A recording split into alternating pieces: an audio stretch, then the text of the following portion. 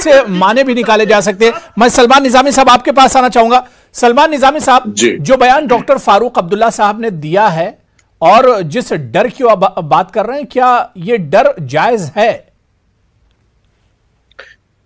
देखिए, मैं तो नेशनल कॉन्फ्रेंस का तर्जुमान नहीं हूं, वो रतनलाल गुप्ता जी बोल सकते हैं। डर और खौफ का माहौल जो है हमने 2014 से देखा, लेकिन जब से 370 जम्मू कश्मीर से हटा है, उसके बाद हमने देखा कि जो प्रो इंडियन पार्टीज के लीडर थे, जैसे फारूक अब्दुल्ला साहब हो, महबूब मुफ्ती हो, जो इनके साथ भी रहे और उनको किस तरीके से डिटेन किया गया।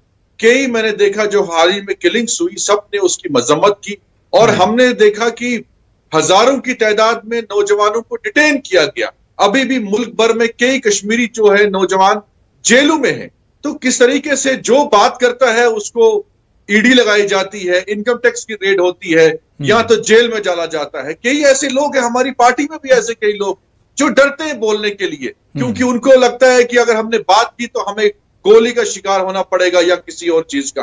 तो जिस तरीके से एक माहौल बना है, और दूसरी जो बात है कि बातचीत, जब आप अफगानिस्तान के तालिबान के साथ बात करते हैं, जिनको आप कहते हैं कि ये दहशतगर्द हैं, उनसे आप कतर में बैठ के बात कर सकते हैं, तो पाकिस्तान से तो आप कर रहे हैं बैक सीक्रेट टॉक। और फारूक अब्दुल्ला साहब अगर बात करते हैं तो आपको जो है उस पर दिक्कत आती है।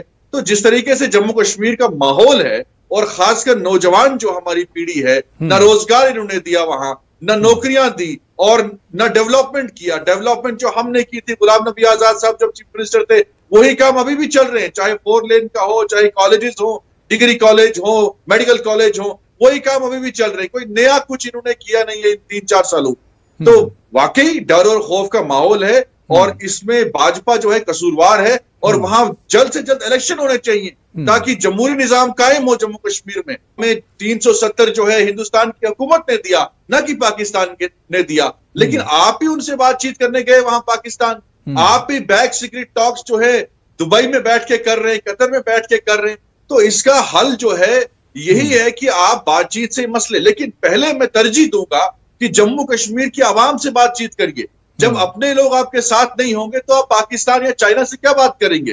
पहले हमें अपने लोगों का कॉन्फिडेंस जीतने की जरूरत है, हमें अपने मेन स्ट्रीम लीडर से बातचीत करने की जरूरत है। हमें देखना है कि हमारे कश्मीर के लोग हमसे दूर क्यों जा रहे हैं, हमें क्यों ऐसे फैसले लेने पड़े जो वहां के लोग जो है हमसे दूर जा रहे हैं, गन उठा रहे हैं, पत्थर उठा रहे हैं। पहले हमें अपने घर को ठीक करना है। ठीक है, मेरे साथ सैयद यासिर जिलानी साहब जो कि स्पोक्स पर्सन है, तर्जुमान है बीजेपी के, वो भी डिबेट में जुड़ चुके हैं। सैयद यासिर जिलानी जी, आपका भी बहुत इस्तकबाल है न्यूज़ 18 उर्दू में।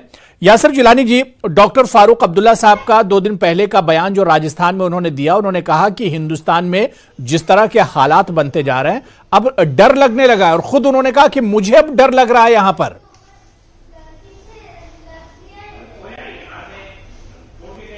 अबू हुरैरा साहब, फारूक अब्दुल्ला को आप भी जानते हैं, फारूक अब्दुल्ला को मैं भी जानता हूं।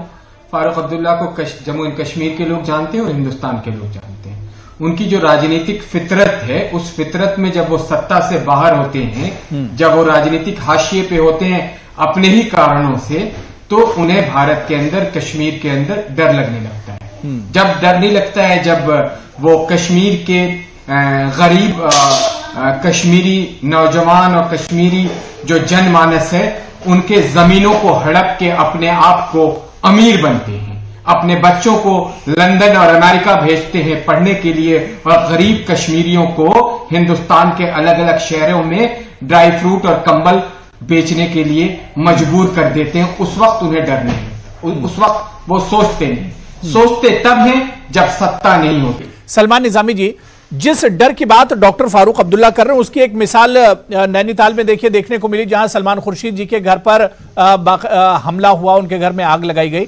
तो इसी डर की तो बात कर रहे हैं, मुल्क में जिस तरह के हालात बनते जा रहे हैं।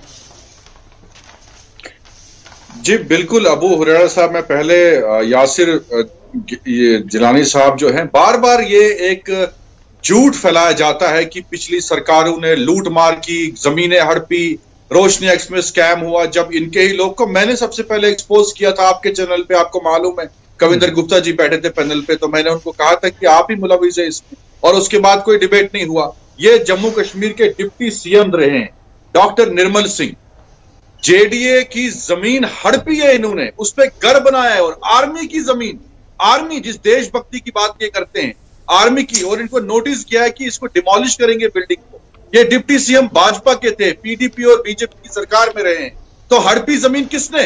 ये सबूत है हमारे पास। इनके पास कोई सबूत नहीं है जो ये क्लेम करे कि भाई उन्होंने जमीनें हड़पी, पीडीपी, कांग्रेस, एनसी। हमारे पास सबूत है, जेडीए का नोटिस किया है डिप्टी सीएम निर्मल सिंह को कि आपने जमीन हड़पी है आर्मी की, और घर आपका तोड़ा जाएगा। तो किसने लूट मार की? आपको जो है कुर्सी मिली, आपने लूटना शुरू कर दिया। आपने क्या काम किया जम्मू कश्मीर में 3-4 सालों में? कुछ नहीं किया। आपने कहा मिलिटेंसी खत्म हो जाएगी।